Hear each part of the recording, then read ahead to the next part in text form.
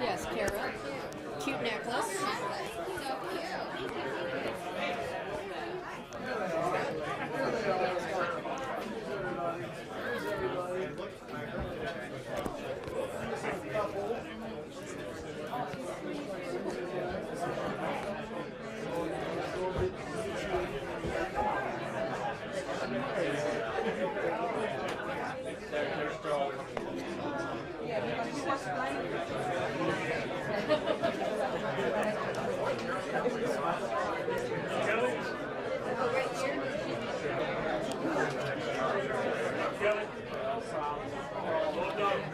Dylan. Dylan. Over here. Do they not post it? Kelly. Yeah. Thank you, Rob. Hi, Nance.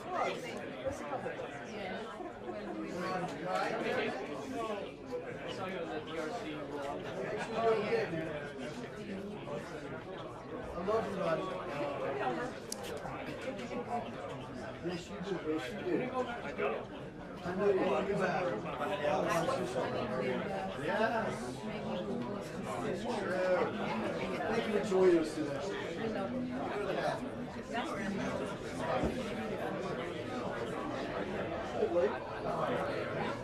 I'm excited. Let me see. Is it? Oh. So much.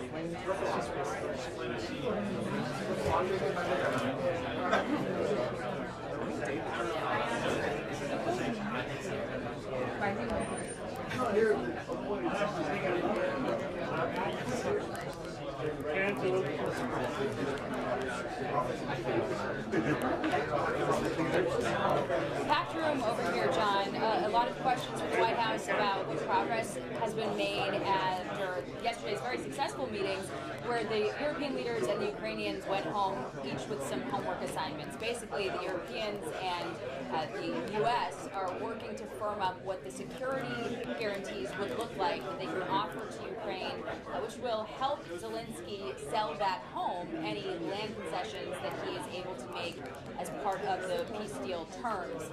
That was really his biggest assignment, was taking a hard look at the map and determining what he might be able to let go of and what his country could agree to let go of, because he has repeatedly reminded everybody that any territorial changes in Ukraine are subject to a national referendum. And so the leaders course, yesterday sort of left how he's going to work that out to him.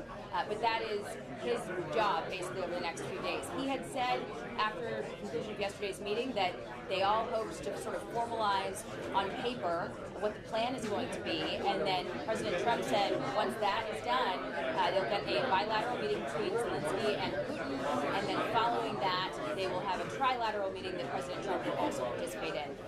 We don't have a timeline right now for how long that's going to take. The Europeans said yesterday, probably weeks, not months. President Trump is obviously continuing to light that fire and get things done. He referenced a conversation he had at the table yesterday in that multi-leader meeting, saying he was talking to one of the heads of state or individuals there, he didn't specify who, and said, oh, okay, we'll regroup in a couple months or a month or so, and he said, a month? People are going to be dead in a month. 40,000 people could be dead in a month. You've got to do this tonight. And so he is continuing to prod the coalition of the willing, so to speak, into getting their act together, getting that package ready, and able to present to Zelensky so that he can in turn make the decisions that he needs to make. Probably also going to get some questions today on DC crime. You had basically continuing pushback on the president's initiative to clean up crime in the city, and he was touting the success of that on social media and in his interview on Fox this morning, so I expect we'll probably get an update there as well.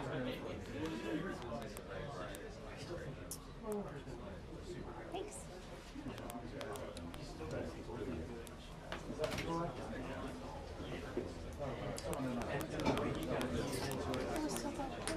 Was it? Thank you. Thanks.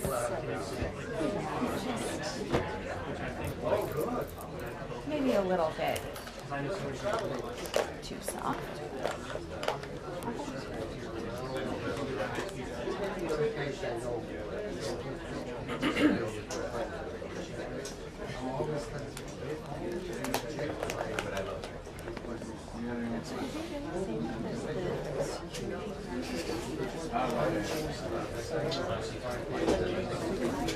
So that was sorry. No one. I got that from a source who was in a meeting. Oh, and basically anything that Zelensky does in terms of the map, he has to like put to the country. Right. And once they have the security guarantees, he'll be able to make that case that this is you should support this exchange. Right. And but does the security guarantees have been worked out before he meets with Putin? It sounded like it. Yeah. Because he's not willing to talk about, what he's going to give up unless he knows what. He needs to go into that position strongly. Right. And he need not discuss with Putin. What's that? He need not discuss with Putin what the security is. Right. And frankly, probably better not to. Things may come out no matter Sure, what. but you know. Yeah. It's really not Putin's business. It's not, that part's not Putin's business. You know, whatever. Hi, Doris. Hi. Missed you yesterday. Oh, yeah. Very much. Yeah. Oh, me? Yeah, Oh. yeah. For many reasons. Many reasons. Yeah. Yeah, I know. We're going to leave it right there. I'll leave it there, but I always miss you. Every day that I don't see you, I miss you. Me too. Just want to hang out all the time. Yes. Yeah, that was good. Oh.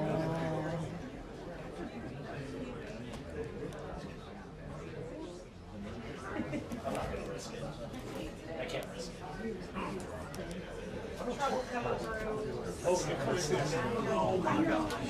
Every briefing, I'm like, I'm going to get out here early.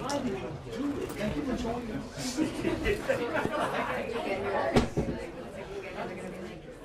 25 minutes. Cancel. 3:45.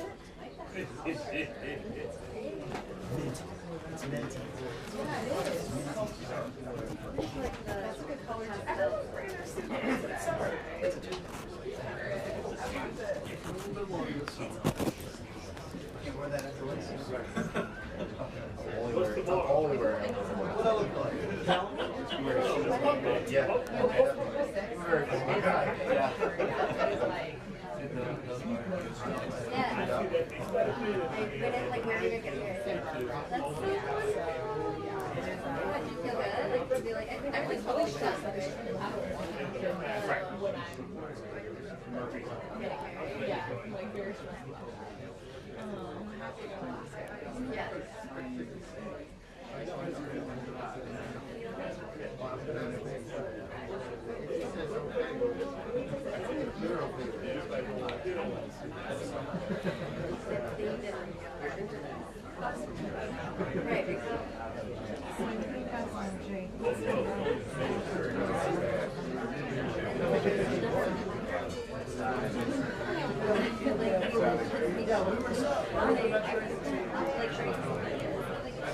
I mean, that might be one way to answer. I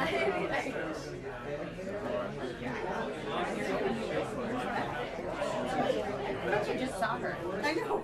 Wasn't she just here like one day? Yeah, I thought so. That looks like.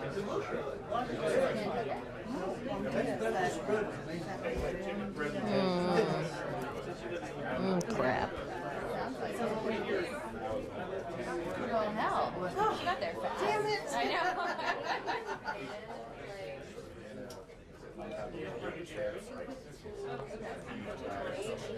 I guess it wouldn't have been yesterday.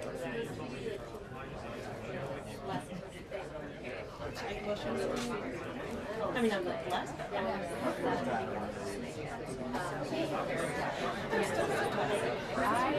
So after Alaska, I had to go to bed. It's not my So on Friday night, after like 11 p.m., live on. I literally took a right out of Albany, like how many flights was there? 2 flights. And drove 2 hours to Lake Placid. In the event until 10 p.m. Drove back. And my house left. Back. Had meetings until 5. Then take all the next work for my 7:30 flight. And drive it down.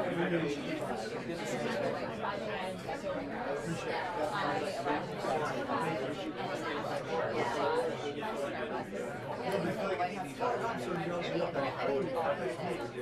It was so bad. So I got, since Friday, I had slept in bed like last night. But I had slept in bed like 3 months and it was for like 5 hours. It was so crazy. I mean, it was the 7-hour drive. There was nothing. 2 minutes. Straighten up and fly right. It was brutal.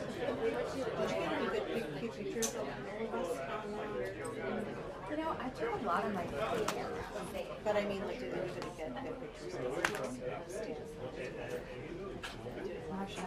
the you were sitting for. I was. Yeah. I didn't get any. That was quite Yes, it was. Yeah. I got some nervous about my coverage. It happens to be true, so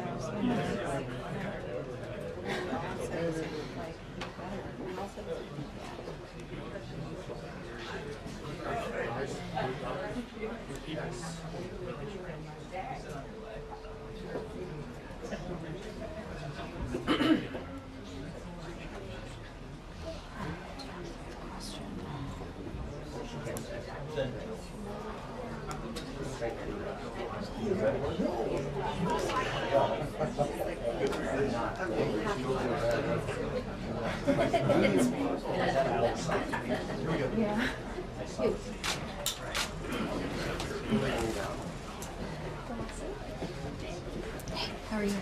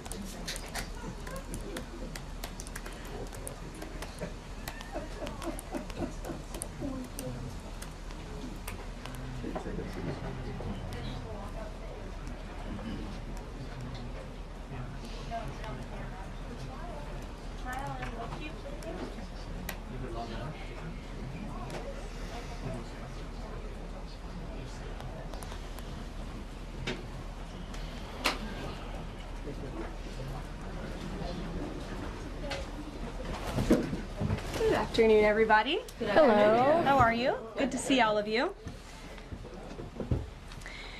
What we've witnessed President Trump accomplish over the last few days has been nothing short of remarkable. We are now 3.5 years into the war between Russia and Ukraine, a brutal conflict that has claimed hundreds of thousands of Russian and Ukrainian lives and cost trillions of dollars. The weakness and incompetence of Joe Biden foolishly allowed the killing to start in the first place. Until President Trump returned to office in January, the bloody and broken Biden status quo was to endlessly force American taxpayers to fund Ukraine no matter the cost, no matter how long it takes, and no matter how many lives were lost. There is no denying that Biden's America Last foreign policy moved the world further away from peace. President Trump rejected that failed approach and instead, over the last 7 months, has relentlessly pursued peace throughout his second term. And thanks to President Trump's efforts, we finally have movement after years of deadly gridlock. On Friday, as you all know, many of you were there, President Trump hosted Russian President Vladimir Putin in Anchorage, Alaska for a bilateral meeting. This was the first time President Putin has been to the United States since 2015, and the first time he has met with an American president in years. President Putin publicly confirmed what President Trump has said all along. The war between Russia and Ukraine never would have started in the first place if President Trump were in office. This was always obvious to any person with a shred of common sense. Just look at what took place during the last 4 administrations. Under George W. Bush, Russia invaded Georgia. Under Barack Obama, Russia took Crimea. Under Joe Biden, Russia invaded Ukraine. But under President Trump, Russia did not invade nor take anything. President Trump is the only president this century, Republican or Democrat, who has held Russia in check and ensured peace in Europe. That's because Russia has always greatly respected President Trump and his peace through strength foreign policy approach. But overall, the bilateral talks in Alaska were very productive, and multiple key points were agreed to between the two leaders that truly opened up the door for Phase 2 discussions, which took place yesterday here at the White House, within 48 hours of that meeting in Anchorage, I may add. As you all know, there were many European leaders here, as well as Ukrainian President Zelensky. They all traveled here to meet with President Trump to maintain the momentum and work toward a lasting peace. Across the board, every leader credited President Trump for his decisive leadership that has reignited the dialogue in hopes of finally bringing this war to a peaceful conclusion. 2 quotes in particular capture the progress that was made and the optimism moving forward. Finnish President Alexander Stubb said, "I think in the past 2 weeks, we've probably had more progress in ending this war than we have had in the past 3.5 years. Again, that is the president of Finland, a country that shares a border with Russia. That's what we call the President Trump effect. NATO Secretary General Mark Rutte also summed it up well. Without President Trump, this deadlock with Putin would not have been broken. He is the only one who could do this." Following the encouraging conversations yesterday, President Trump spoke with President Putin by phone, and he agreed to begin the next phase of the peace process, a meeting between President Putin and President Zelensky, which would be followed, if necessary, by a trilateral meeting between President Putin, President Zelensky, and President Trump. As the president said, Vice President Vance, Secretary Rubio, and Special Envoy Witkoff will continue to coordinate with Russia and Ukraine to make this happen as soon as possible. It's very important to remember that before President Trump's landslide victory last November, there was no end in sight to this bloodshed. Now, there may finally be light at the end of the tunnel and an opportunity for lasting peace. That's because President Trump is the peace president, and American leadership is back on the world stage. It should not be lost on anyone in this room that world leaders are coming right here to Washington, D.C. for help. While previous presidents have traveled halfway around the world to apologize for America, President Trump stands up for America, and he has firmly restored America's status as the undisputed leader of the free world.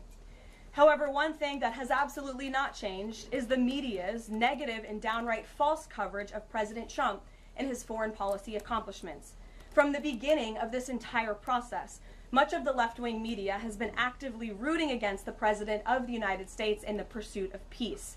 Initially, the media ridiculously claimed that President Trump was somehow beholden to Russia for even agreeing to have a face-to-face discussion with President Putin inside of the United States. The media said President Trump was making a grave mistake by, quote, legitimizing Putin. They were aghast that President Trump would treat another world leader like a world leader. The media relentlessly attacked President Trump and claimed he suffered a, quote, major defeat for not immediately emerging with a final agreement, even though he said heading into that meeting, this was a meeting to listen and to understand how to move the ball forward. All weekend following those historic U.S.-Russia bilateral talks, we listened to clueless pundits on television trying but failing to claim that the president had failed.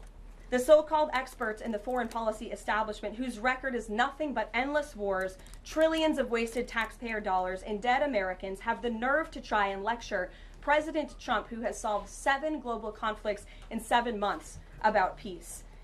This is the same president, by the way, who brokered the Abraham Accords in his first term, on top of more than half a dozen other peace deals this year alone, as I just said. We also saw yesterday the president of Ukraine and all of the other major leaders of Europe fly across the Atlantic Ocean to meet President Trump at the White House because of the progress that was made, and that, if you ask the media, failed meeting, but it was not. It was highly productive and it was successful. This is why Americans' trust in the mass media is at a lowest point in more than 5 decades. Diplomacy is a delicate process, and instead of reporting the facts about what is happening here at this White House and what is happening between this president and other leaders around the world, many outlets in this room continue to try to actively undermine the president and sabotage the efforts towards peace. That is why I felt the need to set the record straight. In other news, on the home front, President Trump's efforts to make D.C. safe again are working. There have been a total of 465 arrests since the start of this operation on Thursday, August 7th. Last night, there were a total of 52 arrests, including the arrest of an illegal alien MS-13 gang member with convictions for DWI and drug possession. Thanks to President Trump's leadership and the outstanding work of both federal and local law enforcement, dangerous gang members like the one picked up last night will not be allowed on the streets of our nation's capital. Other arrests last night included assault with a deadly weapon for stabbing, parole violation for robbery, murder, outstanding warrant for attempted murder, assault on federal law enforcement officer, and felony assault. 4 more homeless encampments were also removed during yesterday's reporting period. To date, a total of 48 homeless encampments have been cleared in Washington, D.C. by multi-agency teams. MPD patrol units are actively working with city officials to locate and clear additional encampments and remove homeless residents off of Washington's streets. And despite fake narratives from the media, again, a significant number of the arrests have been in high crime areas of D.C. In fact, nearly half of all of the non-illegal alien-related arrests have occurred in wards 7 and 8, the 2 wards that have the highest number of violent crime, as well as homicides and assaults with dangerous weapons last year. So while Democrats continue to coddle violent criminals, President Trump and this administration are focused on putting them behind bars and unapologetically standing up for the safety of law-abiding American citizens, and the White House will continue to provide all of you with the results of this operation in the days ahead. So with that, I will take your questions today. Here in our new media seat today, we have Jack Posobiec, who joined us in Anchorage, Alaska last week. Jack, thanks for being here. Why don't you kick us off? Karoline, thanks so much. So a couple of questions regarding the status of these peace talks. Obviously, we saw the President and President Putin there in Anchorage. We saw the world leaders here yesterday with this summit. We've heard phrases like coalition of the willing. We've also heard Article 5-like guarantees. When it comes to the security guarantees, what is the current status of that? I know the President earlier today mentioned boots on the ground would be UK, France, Germany possibly, but unequivocally said no U.S. troops on the ground, but U.S. coordination. Can you elaborate on that, and what would the red lines be? Sure. Well, you got to the heart of what I was going to say to all of you today on security guarantees, which is the President has definitively stated U.S. boots will not be on the ground in Ukraine, but we can certainly help in the coordination and perhaps provide other means of security guarantees to our European allies. The President understands security guarantees are crucially important to ensure a lasting peace, and he has directed his national security team to coordinate with our friends in Europe and also to continue to cooperate and discuss these matters with Ukraine and Russia as well. Karoline, now have the Russians responded at all? I know we spoke with President Putin last night. What has been their response? Because we've heard some reports from the Kremlin and others saying they're unequivocally against NATO troops on the ground. Well, look, the president continues to have these conversations with both leaders. Those conversations took place in Anchorage, Alaska, again yesterday with the Europeans and President Zelensky, and he has directed his team to come up with a framework for these security guarantees that can be acceptable to help ensure a lasting peace and end this war. And then just last question real quick on this. Regarding some of the funding, we're hearing questions about another round of weapon sales or possibly a round of U.S. purchases of Ukrainian drones. Will that money be funded by the U.S. taxpayers? Or are we finally going to see an end to the U.S. taxpayer-funded, seemingly endless mandate for these foreign wars? Well, the president is very sensitive to the needs of the American taxpayer, and immediately upon entering office back in January, he made it very clear that we're not going to continue writing blank checks to fund a war very far away, which is why he came up with the very creative solution to have NATO purchase American weaponry because it is the best in the world, and then to backfill the needs of the Ukrainian army and the Ukrainian people and their military. So that's the solution the president has came up with. We'll continue to see that forward. As for any additional sales, I'll have to defer you to the Department of Defense. Thanks so much. Thanks, Jack. Kelly. What has President Trump learned that tells him that Vladimir Putin would be willing to make a deal for him, for President Trump? Well, the president has learned a lot, which is part of the reason he opened up this dialogue.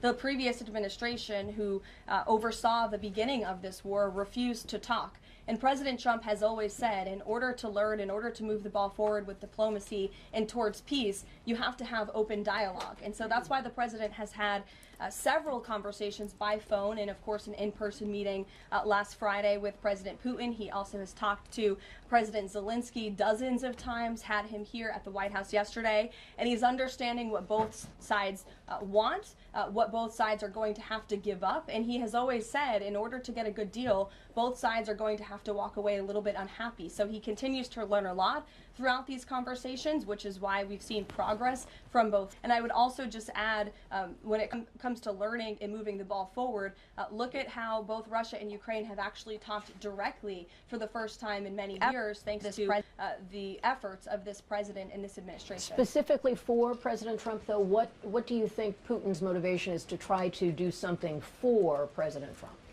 as opposed to just resolving the conflict? I think, as I just spoke to in my opening remarks, Kelly, Russia and all countries around this world actually respect the United States again. And the president is using the might of American strength to demand that respect from our allies, our friends, our adversaries all around the world. And we've seen that not just lead to progress with Russia and Ukraine, but also we've seen it in the closing of 7 global conflicts around the world as well. We've seen it with the release of hostages in Gaza. You've seen it with the end of the conflict between India and Pakistan, which could have resulted in a nuclear war if we had not had a president who believed in the strength and the leverage that comes with the job of being the president of the United States of America. Rachel. Thanks, Karoline. Heading into Alaska, a lot of the focus in the talk was on this trilateral meeting between these 3 leaders.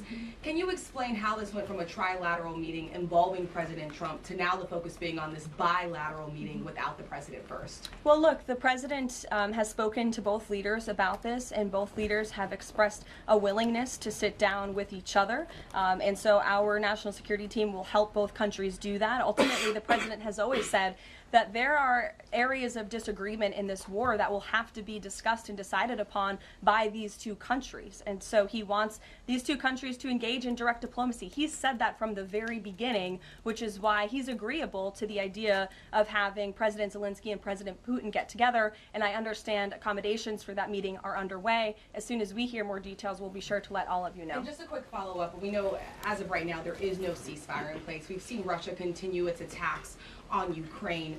What indications is the president getting from Putin that he wants to have this meeting with Zelensky soon? Because he spoke to him directly yesterday. And he expressed that Haley, sooner rather than later. He spoke to that directly yesterday, and the president put that in his statement that he gave to all of you, the news media, knowing you'd be asking following that conversation in the effort of transparency. Haley. Hey, thanks, Karoline. You made clear note U.S. boots on the ground. Is the president considering U.S. boots in the air as a form of a security guarantee? Look, that was something the president mentioned on his interview this morning. It is an option and a possibility. I won't certainly rule out anything as far as military options that the president has at his disposal, I'll let him do that. I can tell you he's definitively ruled out boots on the ground. Sure. Thanks, Caroline. Just about the possible venue for the talks. Can you confirm that Putin suggested Moscow as a venue for the bilateral talks? And if so, doesn't that indicate that Putin is perhaps not serious about this, that he's suggesting a venue that there's no way that Zelensky is going to go to? Look, I'm not going to litigate the private conversations between the president and President Putin, aside from what the president himself has already spoken on. But I can tell you there are many options that are being discussed by our national security team right now with both parties. Can you give us an indication of where? I just told you we'll provide you details as soon as we can. Thank you for trying, though. Libby. Thank you, Caroline. I wanted to ask about the National Guard troops. How is the White House coordinating with how they're being placed in D.C., what areas? And then also, how long should people here in the district anticipate the National Guard to be on the ground patrolling the streets? I don't have a timeline for you, Libby, but we will keep you posted on that. I think the president, as you know, and this administration, he came to this briefing room with members of his cabinet to lay out the rationale and the reasoning for federalizing the National Guard here in Washington, D.C., and for our work with the Metropolitan Police Department to make our district safer. We've seen violent crime has taken the lives of far too many residents here in our nation's capital, and the president wants to make it safe again.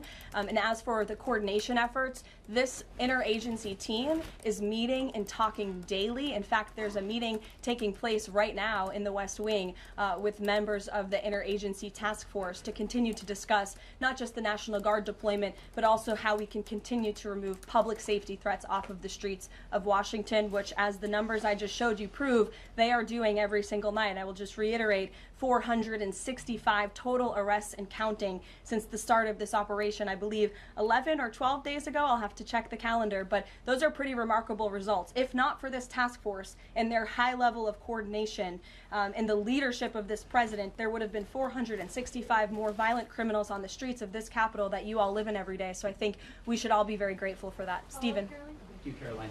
3 questions about the D.C. crackdown. Sure. First, I was wondering if you could clarify something President Trump said. He mentioned getting rid of the slums where criminals live.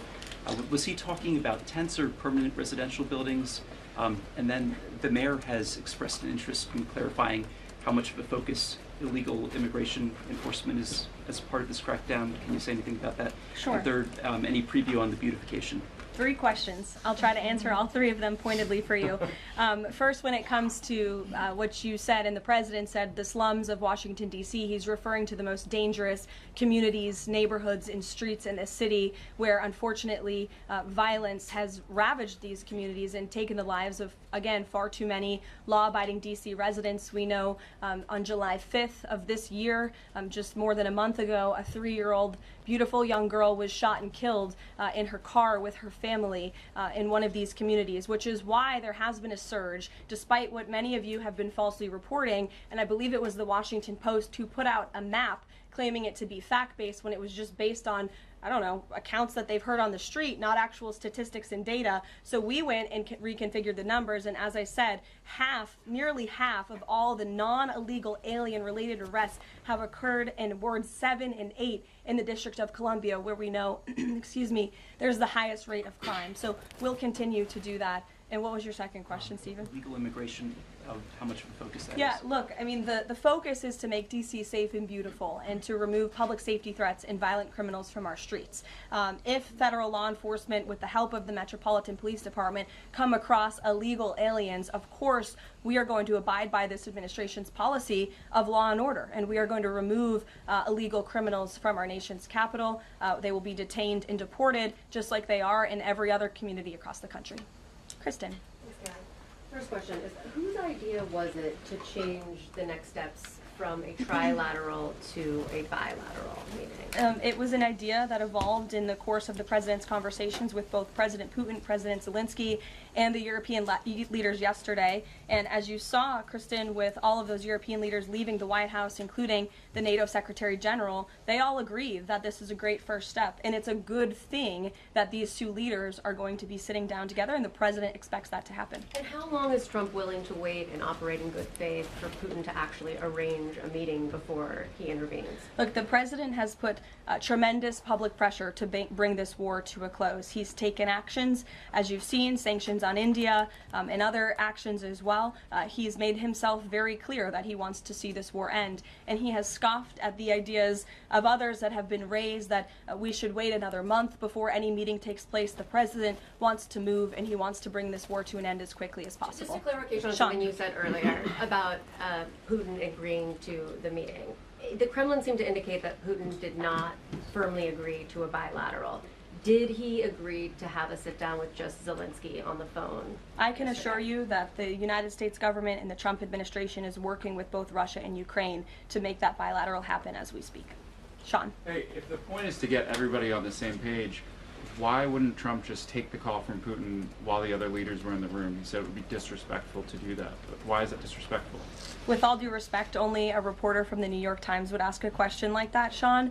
The president met with all of these European leaders at the White House 48 hours after sitting down with President Putin on American soil. In fact, there was so much progress in the readout that was given to these European leaders following his meeting that every single one of them got on a plane 48 hours later and flew to the United States of America. And if I could just read for all of you some of the statements from those European leaders yesterday, you had President Zelensky himself saying it was a very good conversation. It was really good. We spoke about very sensitive points.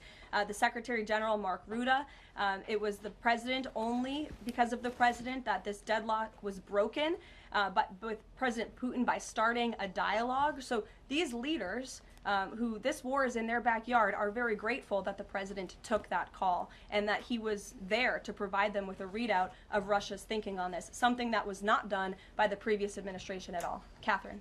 Thank you. Is the White House looking at Budapest as a possible? Deny locations. Will provide you with details as soon as we can. Just following up on Kristen's question, I understand that the White House is working and allies are working to make this meeting happen, but did Putin promise to do a meeting with Zelensky, a direct meeting, in the coming weeks? He has, and I just answered that question for you. Franco. Thanks. I just want to clarify. So you are saying that President Trump is considering U.S. pilots and U.S. aircraft potentially supporting European or Ukrainian forces? The president spoke to that himself this morning when he called into Fox and Friends, and I would defer you to his answer. You can read it directly yourself. In addition, can I ask, no boots on the ground, Steve Witkoff's talking about Article 5-like security guarantees. Can you talk about what other Article 5-like security guarantees that are being considered if it's not boots on the ground? These are very sensitive diplomatic discussions that are currently taking place literally as we speak. So I will leave it to the national security team, and I'll leave it to the president to have those private discussions with these leaders as we try to bring this war to an end. And can I ask one Mary more? Margaret, go ahead. Thanks, Caroline. Two questions, if that's okay. So on these meetings, I know you said that the trilateral will take place if necessary. Do you think that we might not need the trilateral and that Zelensky and Putin might come to this conclusion on their own? And then as a follow-up, I know the president said on Fox News this morning that he's partially seeking peace in order to get to heaven. Was he joking, or is there spiritual motivation behind his peace deals here? I think the president was serious. I think the president wants to get to heaven, as I hope we all do in this room as well. Annie. Thanks, Caroline. I'm just shifting gears to the Department of Justice for a minute. Can you walk us through why another deputy FBI director was named? Does Trump have any displeasure with how the FBI has been being run to date? And then I have a question about the antitrust division. No, Andrew Bailey is extremely qualified. As you know, he's been serving with honor as the Attorney General of Missouri, and he's been brought on as another set of very credible and experienced hands to work alongside the current Deputy Director, Dan Bongino, under the leadership of the Director, Kash Patel, and the Attorney General, Pam Bondi. And the FBI has been doing a tremendous job. We've seen their agents out on the streets as part of this interagency task force here in Washington. But the crime that they've been stopping here in Washington, they've been doing this for 7 months all across the country. In fact, there's been 19,000 arrests by the FBI nationwide. That's more than double double last year in the same time period. Of those, 1,600 arrests were for violent crimes against children. 4,000 child victims have been rescued by this FBI under this current leadership. 1,000 arrests from investigations of foreign terrorist organizations. There's been 1,500 kilos of fentanyl seized. 6,300 kilos of meth have been seized. And 3 of the top 10 most wanted have been arrested so far. Not a single one of the individuals on the top 10 most wanted list were arrested under the previous administration. We've arrested 3 in 7 months. So when you're actually working and enforcing law and order, you need all hands on deck. And so we look forward to welcoming Andrew Bailey to this new post. Thank Jackie. you. And I have a quick question about Roger Alfred, who's a former DOJ official. He gave a speech in Aspen yesterday where he said that senior DOJ aides are cutting deals with favored lobbyists. I'm wondering if the president has any concerns at all with the way the antitrust division is working. I have no idea who that individual is. I don't know why he made those comments. I don't know what basis he's making those comments on. My instinct tells me it's not true, but we will definitely look into them and I'll get you a response. Thank you, Caroline. Jackie. Thanks, Caroline. Since the president often says that this war would not have started if he were in office, and True. and Putin confirmed that. It's true. Do you accept that as true? The Probably. European leaders do. Well, and President Putin himself said that, by the way. He did say that. The question I have, though, is what is the president going to do to ensure that these security guarantees last beyond him into the time when he is no longer president? And does that have to involve Congress at all? Well, he understands the need for that, which he spoke to yesterday. And what's he going to do? It's why he's engaging in so many talks and so many conversations with both sides of this war with our European allies. It's why on the way home from Anchorage, Alaska, very late at night, when I know many of you on the press plane were sleeping and many staff were sleeping, the president himself was still awake at 2 o'clock in the morning talking to European leaders and NATO about how we can ensure a lasting peace and bring this conflict to an end. He has expended an incredible amount of time, energy, and effort into bringing this war to an end, and he remains determined to do that. Also, can I ask you about the DC crime? Sure, Jake, and then to your right. Sure. Thank you, Caroline. Which of the half-dozen peace deals that the president's pulled off would you say he's the most proud of? And then I have another question. That's a good question, Jake. I'll leave that to the president to answer. I think he's proud of all of the peace deals that he's been able to achieve. You saw the president of Armenia and the head of Azerbaijan both at the White House just a couple of weeks ago. The president, I know, very much enjoyed spending time with them and helping to bring that conflict to an end. He very much enjoyed his time with leaders of Rwanda and the Democratic Republic of the Congo in the Oval Office, talking to them about bringing that decades-long war to an end. India and Pakistan. He used trade in a very powerful way as leverage to bring that conflict to an end. So I know he's very proud of all of these achievements, and I know he's very honored to serve as the President of the United States and to restore peace around this world. Go ahead. So you mentioned Armenia and Azerbaijan. That's a conflict that, I spent time in the Southern Caucasus covering that. And, a conflict of over 30 years, and he resolved it in just a couple of months. Mm-hmm. Are there other conflicts that the president's working on right now that are off the radar screen that we should be tracking? In fact, there are many. The State Department is always working around the clock under the leadership of Secretary Rubio and keeping the president apprised of conflicts that are bubbling up all over the world. But of course, as you all know, as we've talked a lot about in this briefing, he's spending a lot of time right now on ending this war in Russia-Ukraine, and of course the conflict in Israel and Gaza, which he wants to see come to a close as well. Sure, go ahead. So the president says that he's starting a movement to eliminate mail-in voting, but states administer elections, not federal authorities. So can you provide any more details about how the White House plans to eliminate that? Mm-hmm. The White House continues to work on this, and when Congress comes back to Washington, I'm sure there will be many discussions with our friends on Capitol Hill and also our friends in state legislatures across the country to ensure that we're protecting the integrity of the vote for the American people. And I think Republicans generally, and the president generally, wants to make it easier for Americans to vote and harder for people to cheat in our elections. And it's quite mind-boggling that the Democrat Party could stand in opposition to common sense. He wants to ensure election integrity. There were great efforts that were made in 2024. I won't get ahead of myself for Hatch Act reasons to get ahead for the next election, but I can assure you this is a priority for the president. Go ahead. If I could just follow up on your comments about Gaza. Sure. There was a ceasefire proposal put forward by both Qatar and Egypt. Hamas accepted it on Monday. Israel has yet to officially weigh in.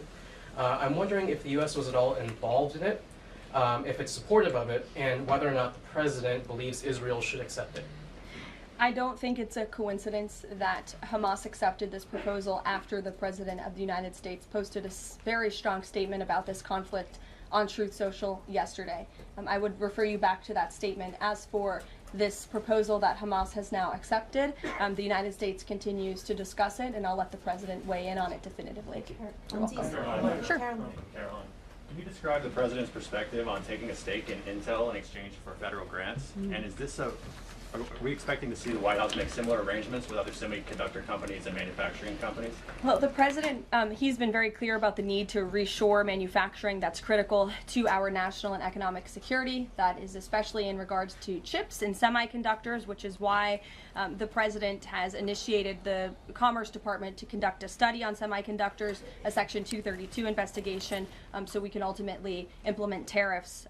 And it's why our export license requirements remain in place as well. As for this 10% government stake deal, the Department of Commerce continues to work on it. I know Secretary Lutnick is working on it and ironing out the details, but the President wants to put America's needs first, both from a national security and economic perspective, and it's a creative idea that has never been done before to ensure that we're both reshoring these critical supply chains while also gaining something of it for the American taxpayer.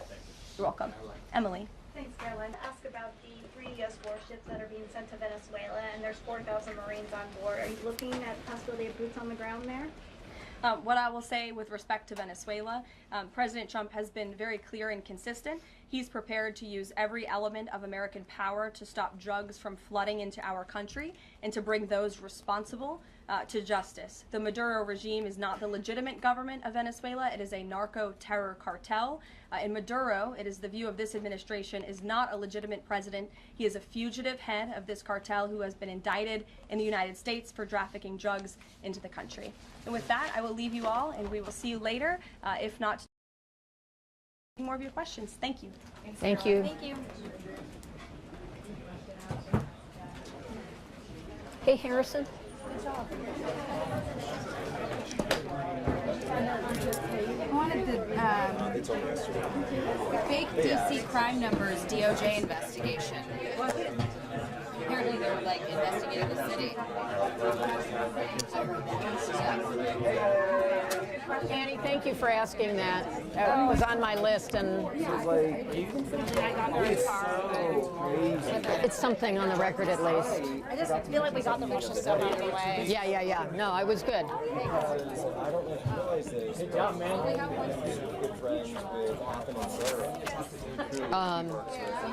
Brian and I sat together. Let me get this mic off. Oh, hold on one second. I'm okay. How are you? Okay. Why can't I get this off? There we go.